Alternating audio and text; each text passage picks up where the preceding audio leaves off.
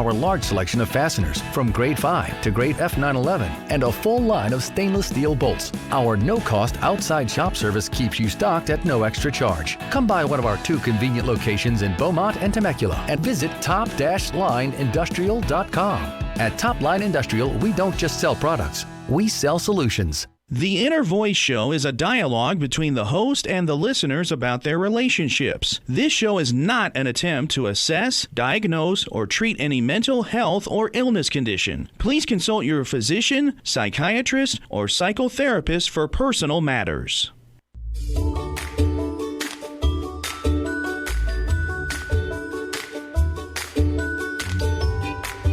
Inner Voice, a heartfelt chat with Dr. Foojan.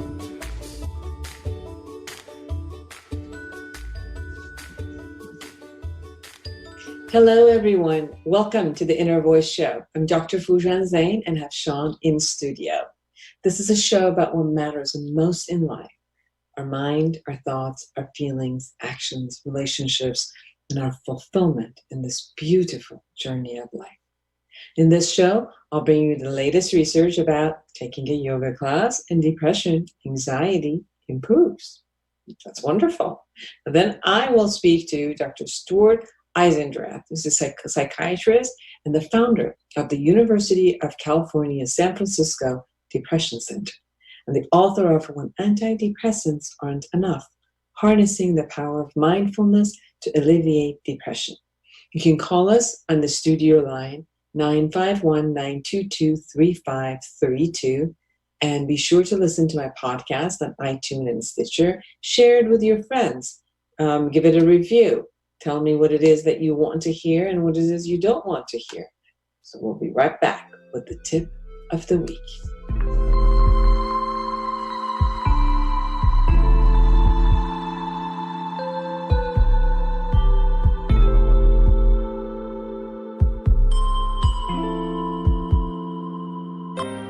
Hello, I'm Dr. Foojan, and I have great news for you.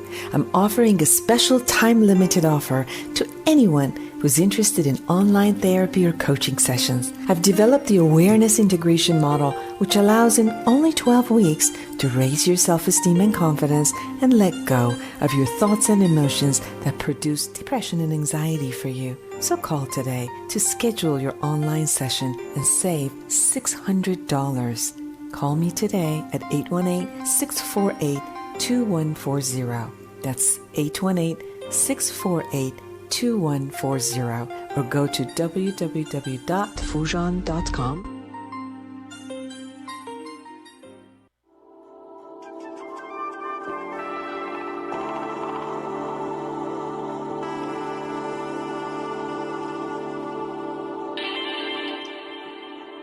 Well, here is the tip of the week. I've been working with the way we insist on brewing negativity and the result of it. Since this show is a lot about depression and negativity, this is what I've been thinking about and I wanted to share with you. Yes, I know that negative incidents, negative thoughts, uncomfortable emotions show up with you having probably no control over your rising thoughts. What triggers emotionally nor the negative circumstances that constantly show up in your life. I also know that you have the choice and the power to continue and ponder on that negative meaning and thought that you have assigned to the circumstances, or you can shift yourself to a positive thought process, which in turn produces neutral and positive feelings and actions. Yes, you do have the choice and the power to do so. Yes, you can. First, it takes you to recognize what you're doing with your thoughts and how you're falling into the game of making your negative perception into a reality for yourself. And then making it way bigger and more generalized in your world. You assign significance to it, then you assign and move it across your lifeline, and then assign it to all humanity. Everybody's bad. I'm bad, you're bad, the whole world is bad. One event becomes the representative of who you are, how life is, and how people are, which would result in all looking pretty bad, promoting your sense of hopelessness and powerlessness. Now, does that work? Really? Does that really work for your life? Check to see which areas of your life you do this to yourself. Do you do it in a work environment? Do you do it in intimate relationship, in family environments, in friendships? Or do you do this more often than the other? Do you do it everywhere? So there's another option. Recognize that the event that had just happened could be looked upon as a single event with its own conditions, and you can solve the problem or handle it based on what the information is available to you at this time. Now learn from it and move on. Then feel proud of yourself for handling what is in front of you and your learnings, which you can use for yourself in the future. Then put your attention toward all the beautiful positivity that is around you and about you and the life you live, and live your life from a positive stand. Don't go anywhere. We'll be right back with the latest research.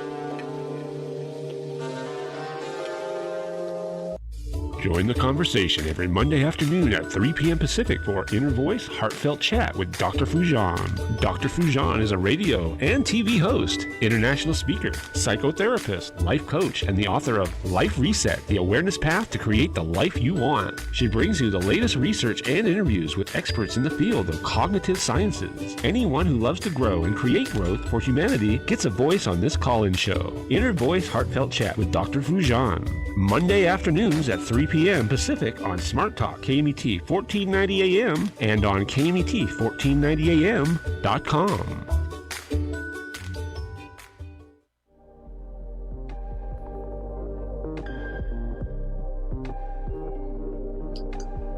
Welcome back, everyone. Now, the latest research is that the scientific studies already support yoga practices as a means to reduce symptoms of depression and anxiety. Now, a new study out of Boston University School of Medicine provides evidence that yoga and breathing exercises can improve symptoms of depression and anxiety in both short term, with each session, as well as cumulatively in the longer term, over 3 months. Published online in the Journal of Psychiatric Practice, these findings suggest yoga can be a helpful complementary treatment for clinical depression or major depressive disorder.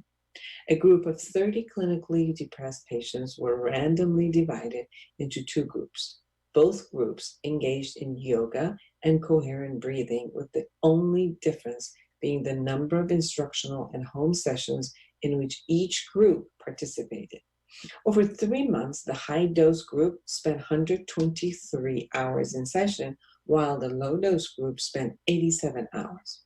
Results show that within a month, both groups' sleep quality significantly improved, tranquility, positivity, physical exhaustion, and symptoms of anxiety and depression significantly improved in both groups, as measured by several validated clinical scales. The researchers stated, think of it this way. We give medication in different doses in order to enact their effects on the body to varying degrees. Here, they explored the same concept but used yoga. So they call that a dosing study.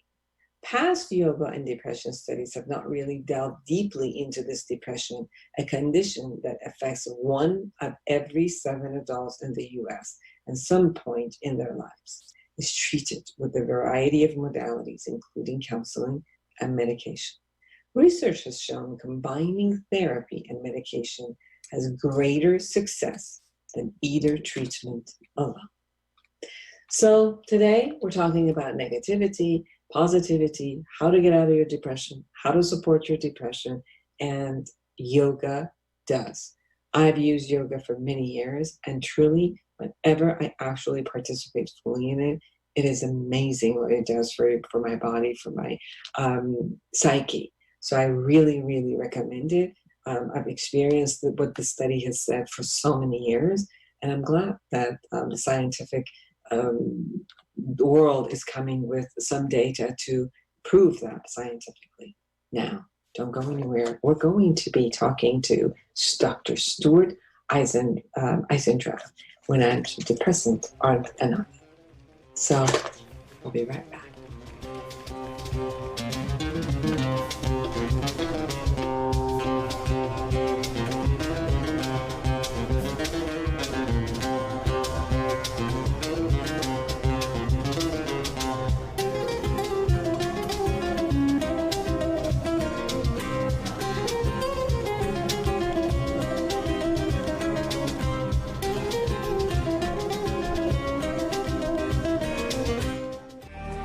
Have you ever wished you could just wake up one day, reach across your nightstand, and hit the life reset button? Let's face it, the struggles and frustrations of everyday life leave millions of women and men around the globe yearning for a new way. And the new way is right here in Life Reset, the awareness integration path to create the life you want by Dr. Foojan Zeine. You can get it now at Foojan.com or Amazon.com.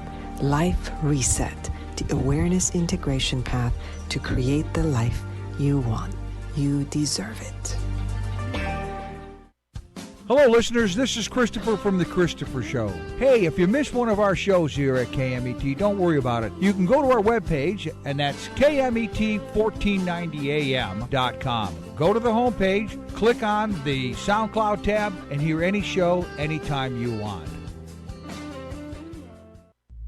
Join the conversation every Monday afternoon at 3 p.m. Pacific for Inner Voice Heartfelt Chat with Dr. Foojan. Dr. Foojan is a radio and TV host, international speaker, psychotherapist, life coach, and the author of Life Reset, the awareness path to create the life you want. She brings you the latest research and interviews with experts in the field of cognitive sciences. Anyone who loves to grow and create growth for humanity gets a voice on this call-in show. Inner Voice Heartfelt Chat with Dr. Foojan. Monday afternoons at 3 p.m. Pacific on Smart Talk KMET 1490 AM and on KMET1490am.com. Welcome everyone to Inner Voice Show. I'm Dr. Foojan Zeine, and I'm so excited to be with Dr. Stuart Eisendrath.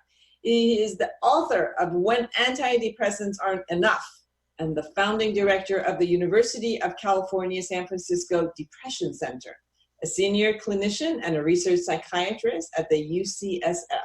His lectures on mindfulness-based cognitive therapy for University of California TV has been viewed more than 1 million times. Welcome to my show. Thank you for having me. Oh, of course. I went through your book, When Antidepressants Aren't Enough, and you know that I am also a therapist, so I've really been working with depression for so many years, and it is true that many times antidepressants aren't enough, and they're not necessarily working with all that, with our clients. I know that you have also with other people in the university created this concept of mindfulness-based cognitive therapy that you've done a lot of research with. So can you talk a little bit about the nature of depression as you have worked with your patients and the research that you have done? Yes. Well, depression is a pretty challenging disease, as you know. And the most common treatment for depression are antidepressants. And those can be very helpful and life-saving for certain people.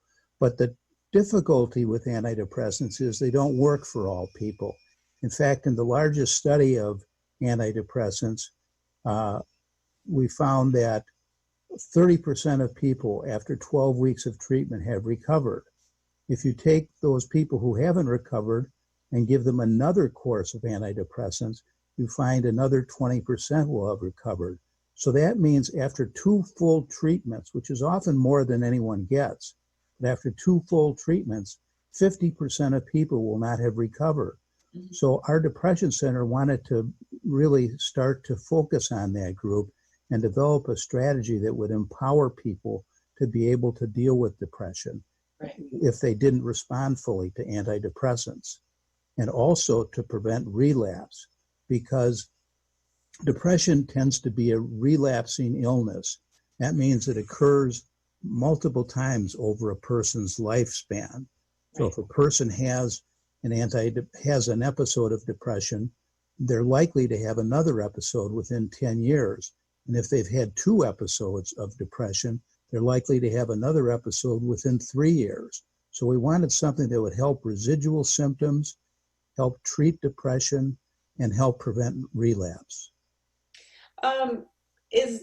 When we're talking about depression, are you talking about major depression? And would that also include bipolar disorders? Or is it that we're just looking at depression and maybe this time a little bit of chronic depression? Could you say a little bit more about your research and your method? Does that work with both or just one?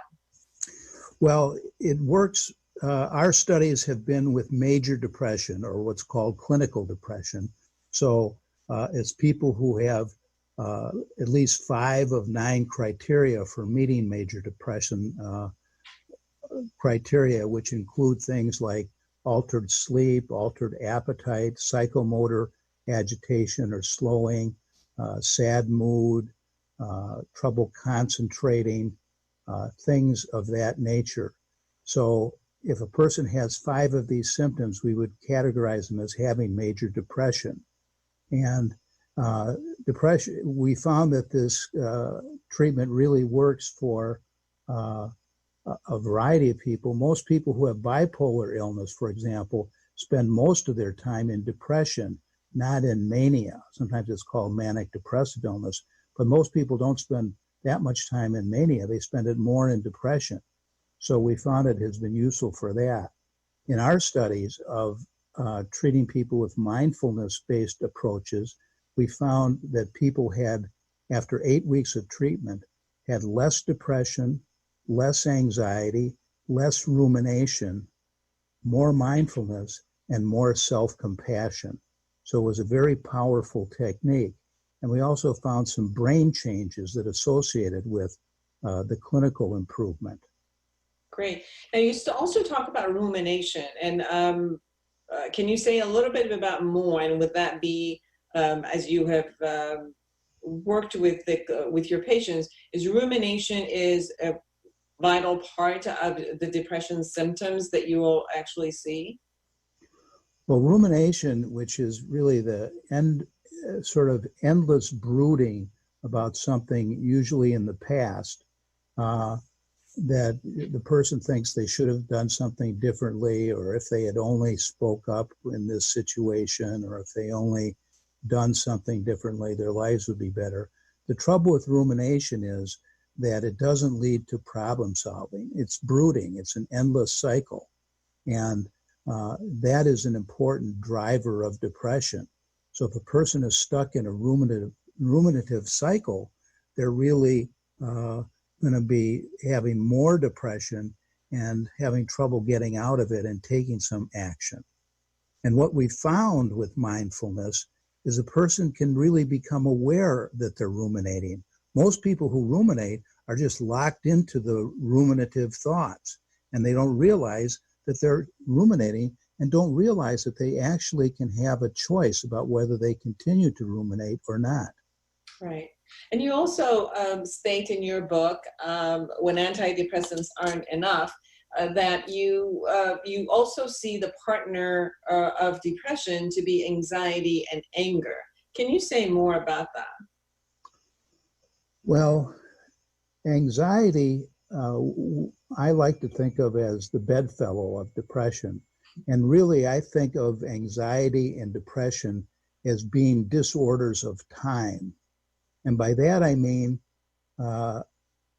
depression is focused on the past. The person feels as if they've already experienced a loss, and a loss of a job, a loss of a loved one, a loss of money, some substantial loss they feel has already occurred. Whether in fact it has or not, that's the way they feel. And anxiety is at the other end of the time spectrum. The person feels there's going to be a loss taking place in the future. Some disaster, some catastrophe is going to happen, and they're going to be stuck with a disaster. And so mindfulness is really one way of dealing with both depression and anxiety, because mindfulness is focused on the present moment. And by focusing on the present moment, the person relinquishes the thoughts about the past or the thoughts about the future and just focuses on the present moment. And when a person does that, they have less bandwidth available in their mind to be able to focus on those other times. And when you think about, when you talk about mindfulness, are you talking about also the exercises that are there in your book that, and I've seen some of the exercises that are there to guide the reader, guide the person into a space to bring themselves into the awareness of what's going on in the present moment? And can you say more about what you mean by mindfulness, and how does mindfulness get relayed to a person who's depressed? Well, mindfulness is really being aware of what you're experiencing as you're experiencing it. Mm-hmm. So it's being present for whatever is happening in your life. And there's really sort of two forms of mindfulness. One form of mindfulness is doing a specific exercise, such as focusing on your breath for a few minutes, or focusing on body sensations. So you might sit down and say, I'm going to do a mindfulness breath meditation and focus on your breath. And in contrast, there's what we call dispositional mindfulness. That means being mindful in your everyday life. So for example, it might mean noticing the sensations in your feet and in your lower legs as you're walking. So you become aware of, wow, there's a lot going on in my legs, and maybe my hips too, that I can feel my leg whipping forward as I take a stride. I can feel the heel striking the pavement, and then my foot rolling and the other leg coming up and moving again. So you start to become aware of whatever is happening in your everyday life. So there's really those two forms of mindfulness, and they both can be very powerful in helping the person stay focused in the present moment.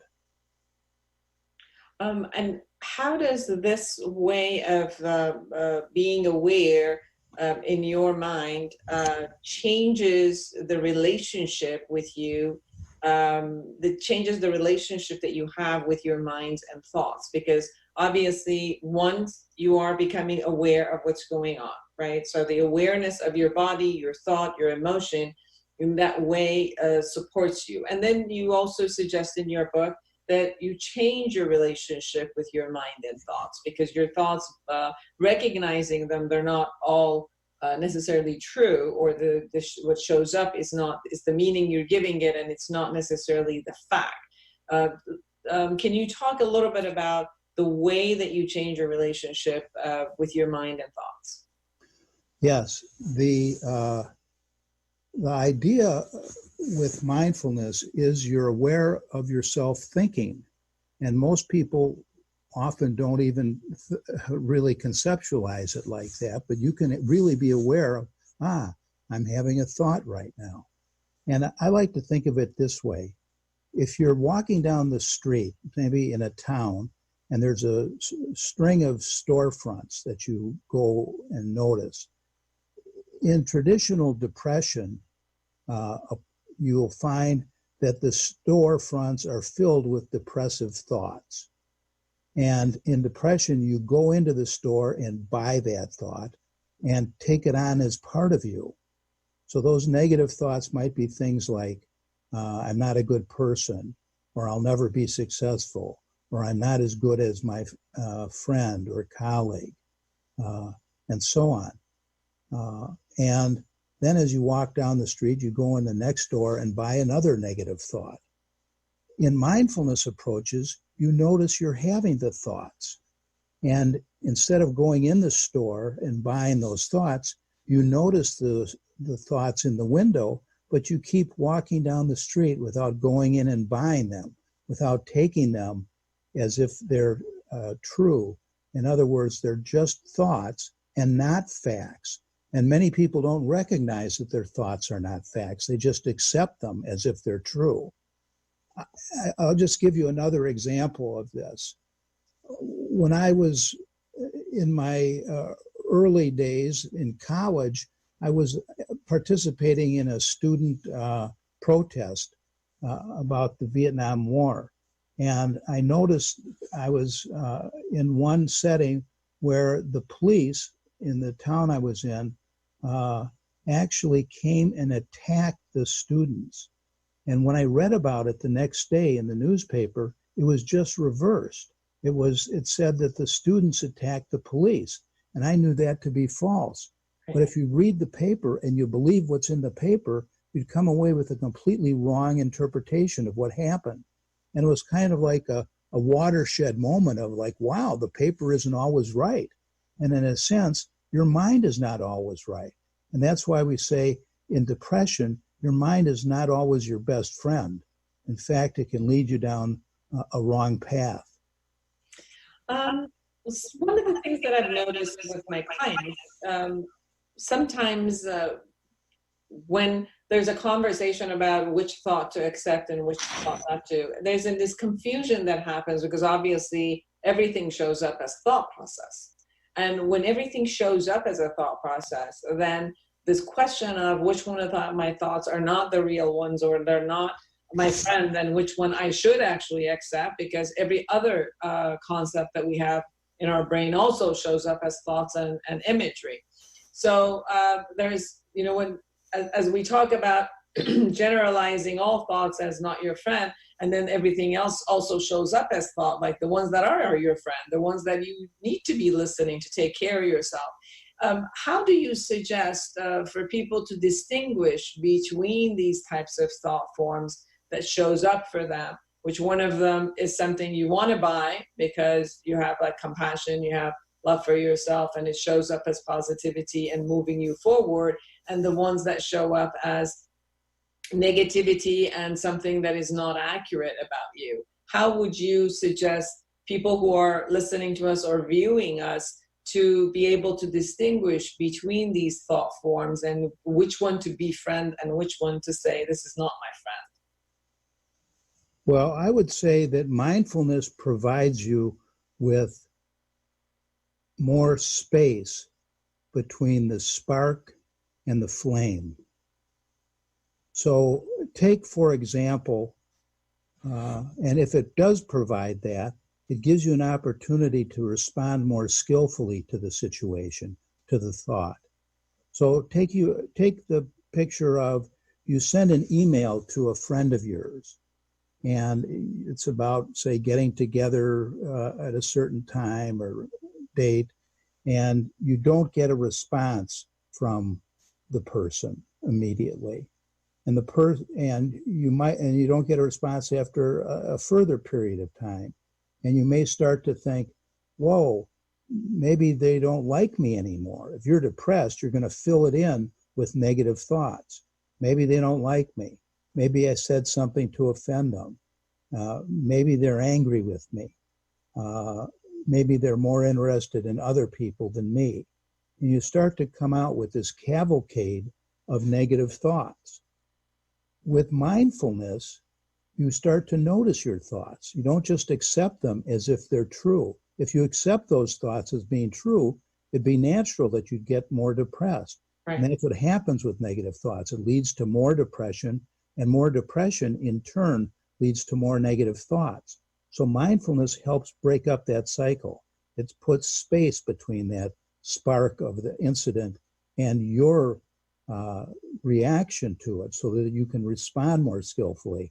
And how you might differentiate it is say, okay, well, wait a minute, let me wait a little bit and see if they respond finally to my email.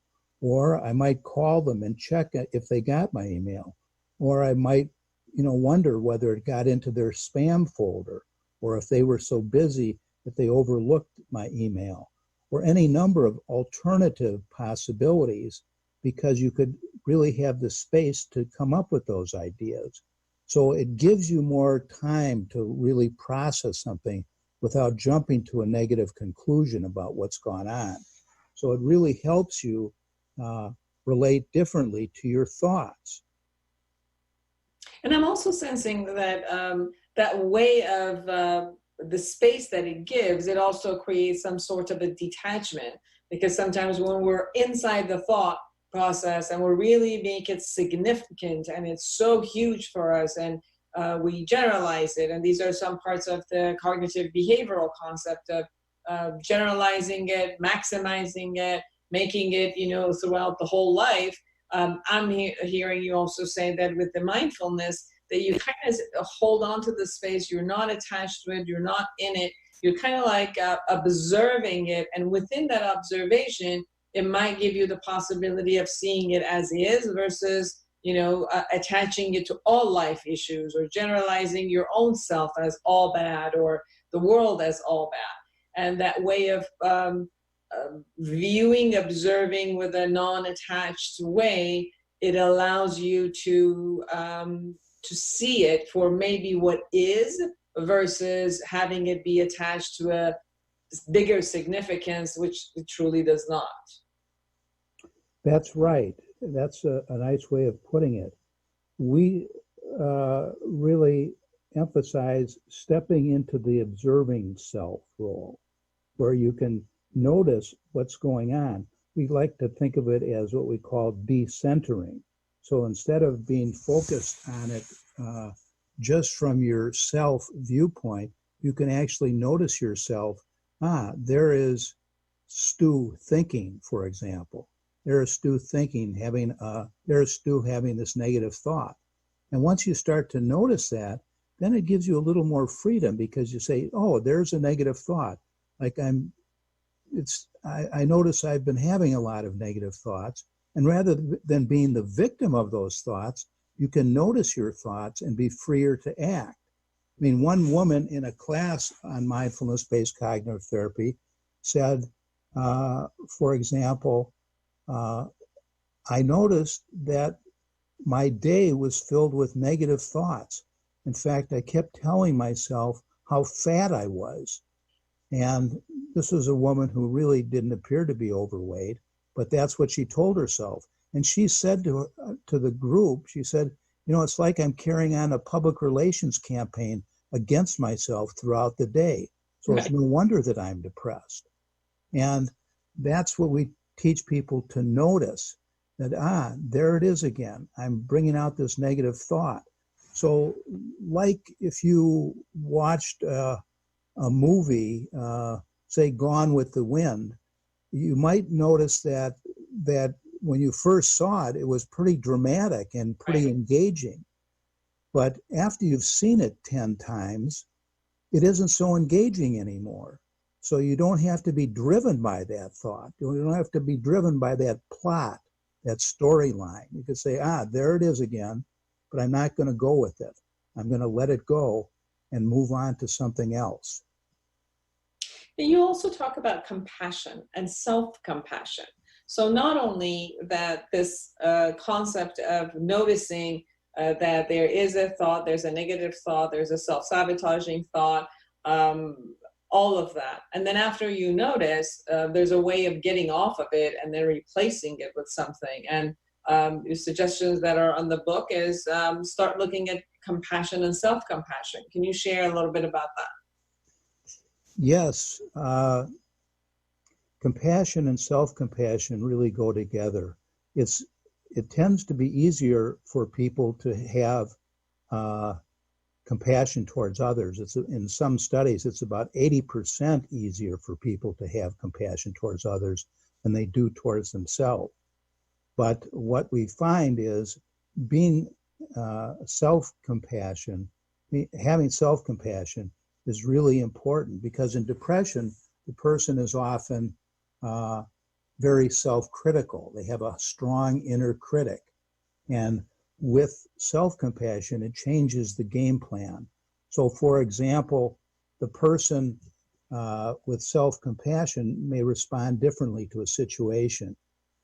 So take the picture of you make a mistake while doing something. If you're having a strong inner critic, you might say something like, boy, what a dummy I am. How stupid am I? And so on. If you really bring self-compassion to the picture, you can say, oh, I made a mistake. That's what humans do. That's part of the common human experience. And I can learn from this and do a better job next time. But it doesn't mean I'm a dumb person. It means I'm just human. So when you are you consciously replacing the words from a negativity to a positivity? Or is it more that you're also asking patients or clients to look at what might also show up from a positive space in their own world, and then replacing it with that? Or would you be suggesting some new ways of looking at things from a positive place? Yes, we would think that people would start to view things differently and have a more positive framework for viewing things. If you take this situation, I was in myself. I was at a retreat, a silent retreat at a retreat center. And the highlight of the day, you're supposed to be really doing everything during the day mindfully. And the highlight of the day, in a sense, was your noonday meal. And I got my meal and sat down at a table by myself. There were large tables. And I started eating, and I was concentrating on tasting my food and trying to eat mindfully. And shortly after I got into doing that, a fellow sits down at the table with me, and he starts sniffling. And he sniffles like every 10 or 15 seconds. And it broke my concentration on my eating, and I started to get angry.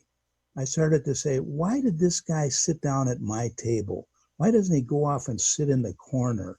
Why is he bothering me like this? And I was starting to get kind of furious. And of course, in the silent retreat, you don't have an opportunity to discuss anything. You're just sort of in the situation. Then I said to myself, well, wait a minute. What about this compassion? Why don't I try a little bit of compassion here? And as soon as I did that, I thought of, actually, this guy's behavior is not aimed at me. Right.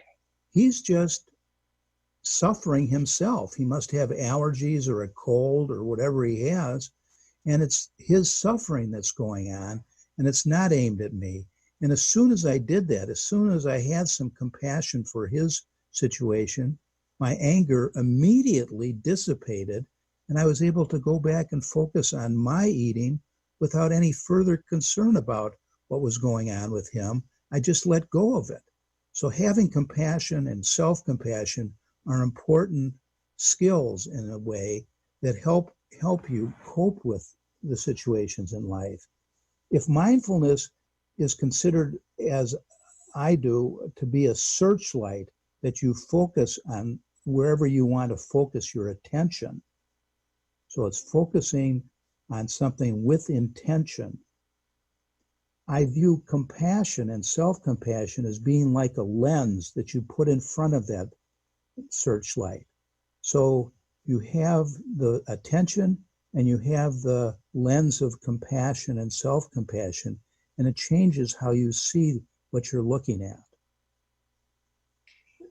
And the lens allows you to also not get involved in everybody else's way of life and game. So in your example, if someone was sitting there in their own world, sniffling and all of that, when you get engaged into their world and make it your own, then it was becoming more difficult. But when you were able to detach and say, this is their world, this is their game, this is what they're doing, and I need to come back and what is it that I'm doing? I was sitting here being mindful, and my intention was actually to look at what I was eating. So I'm going to come back to me and what I needed to do versus get involved. And you're saying the pathway to get yourself detached from the other person had to do with compassion, understanding them, seeing them as who they are, allowing them as who they are, and then coming back and allowing you and yourself in doing whatever it is that you needed to do. So the compassion becomes also a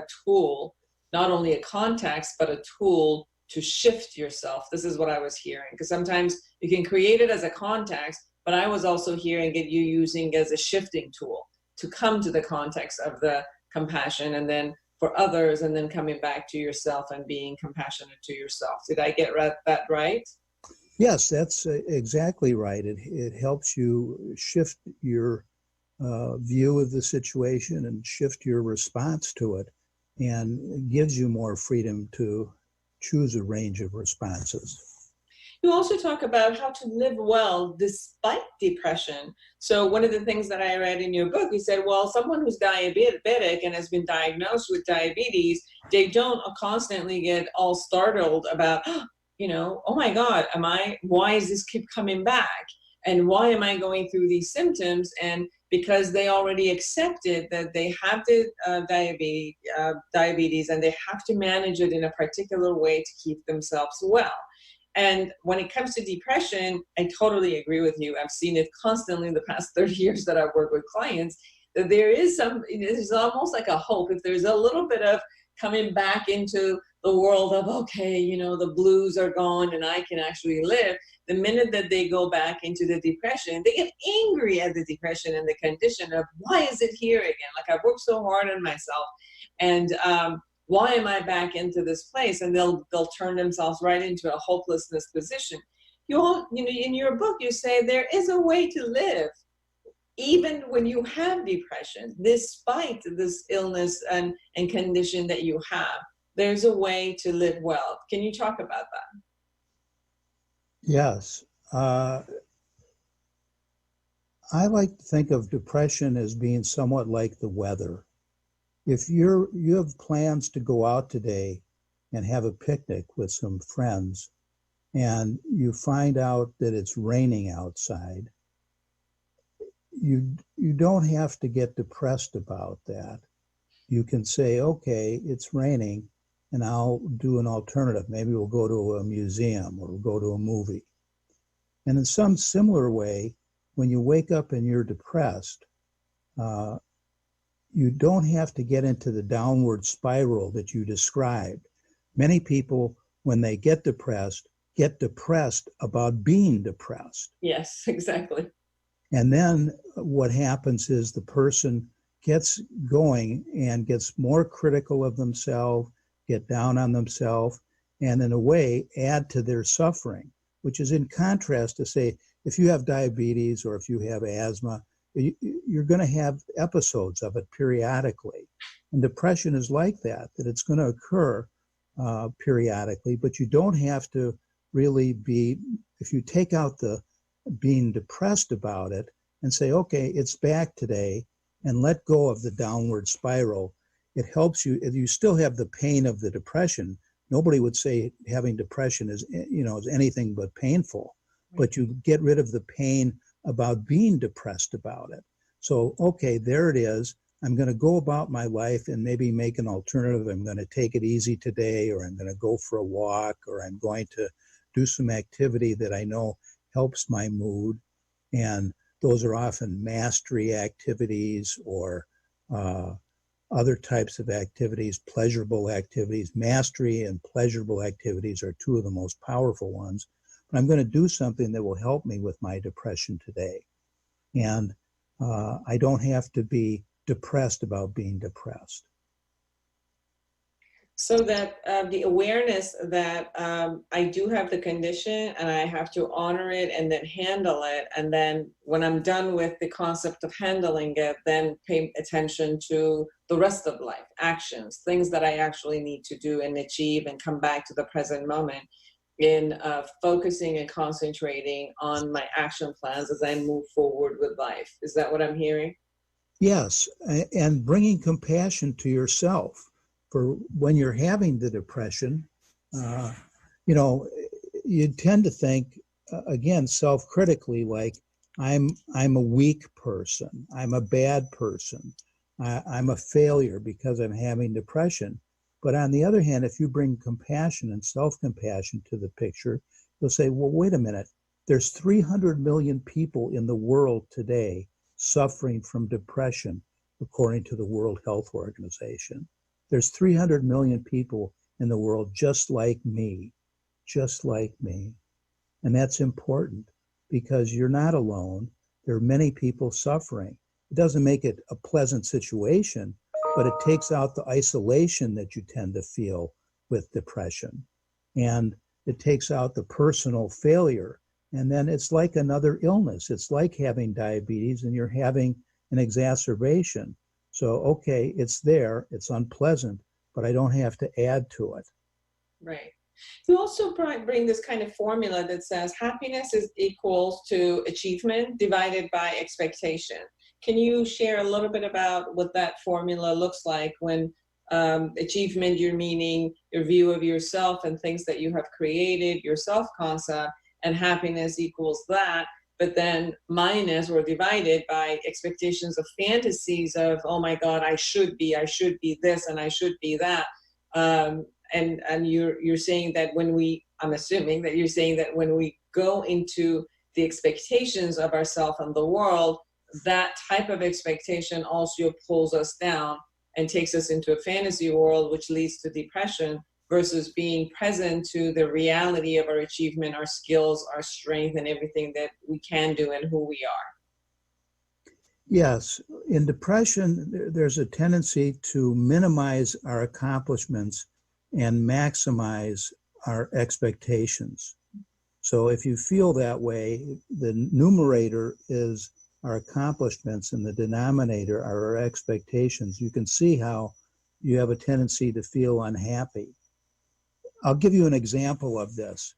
When I was a consultant to an intensive care unit, I met with the nurses there every week. And 1 week, the nurses were quite depressed. And I inquired what was going on in the unit and what might be causing their depression. And they said that there had been a number of deaths in the unit that week, and they were depressed about it. And as we explored it, their expectation was they really should be able to save everybody who comes in the intensive care unit. Mm-hmm. And when we looked at that, we looked at, well, really the intensive care unit had the most ill patients in the hospital. Right. They were critically ill patients. And some of those patients were going to die. And if you had the expectations that none of them were going to die, and if they died, you had been a failure, you would get depressed. Right. And you would prove yourself you're a failure constantly because that's what the result would have been. Exactly. So what we had to help them with is like, let's change your expectation a little bit, that there are going to be, whatever the percentage is, maybe 95% you could help, but there would be 5% you couldn't help. And maybe instead of preventing the death, you could help the person die more gracefully or help the family cope with it. So it changed the expectations of what the nurses had for their work and actually led to an increase in their sense of accomplishment. So it lessened their depressive feelings about their work and improved their satisfaction in that setting. And it really taught me the importance of that equation of what's on top, what's the sense of accomplishment, and what's on the bottom, the expectation you were putting on yourself. And as I said, in depression, you tend to have very high expectations.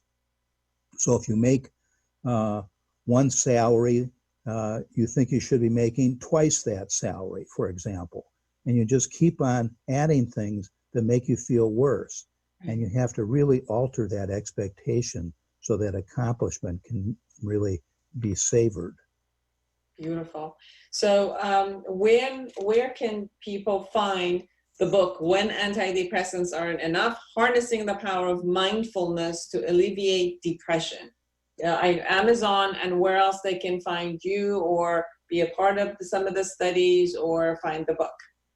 They can find my website is www.stuart, Eisendrath, EISENDRATH.com, and they can buy the book at Amazon, Barnes & Noble, Indie Books. And if they go to my website, they can also hear some other talks about depression and have some other material and have a chance to learn more about what's in the book. In 1 minute, anything that you haven't said that you really, really want our audience, viewers, listeners to capture the essence of what your experience have been in treating and healing depression? Well, I would say depression is a challenging illness and we need to do everything we can. This technique offers a person a chance at self-empowerment that can radically alter their life. And what we found in our research, not only does it help them clinically, but it actually leads to changes in brain function. So it's a powerful technique that can really be helpful for people and something they can carry with them throughout their day. Beautiful. Thank you so much for spending the time and being on my show. It was a pleasure to have you. It was great to read your book. So everyone, please go get When Antidepressants Aren't Enough by Dr. Stuart Eisendrath, and you can go to his website, www.stuarteisendrath.com, and view other talks that he has had about depression. And thank you for being a participant in our show and viewing us. And I hope that you create an amazing life for yourself and everyone around you. And until next week, take good care of yourself and